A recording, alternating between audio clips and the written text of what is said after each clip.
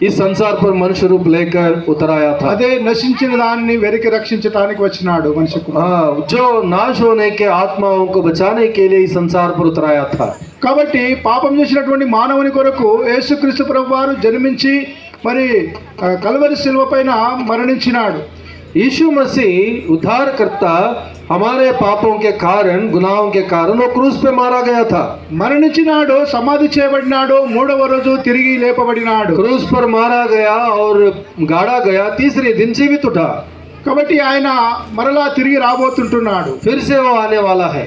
కాబట్టి మనమందరం ఒక విషయం తెలుసుకోవాల్సింది ఏంటంటే, నిజమైనటువంటి రక్షకుడు నీకు రక్షించేవాడు ఎవరున్నారని గమనించి ఆ మార్గము తెలుసుకోవాల్సిందిగా ప్రభు పేరట మనం చేస్తుంటున్నాం. हम सारे मनुष्य ये जानना है कि जो उद्धारकर्ता कौन है इस पृथ्वी पर, वो हम वो विषय को जानना चाहिए।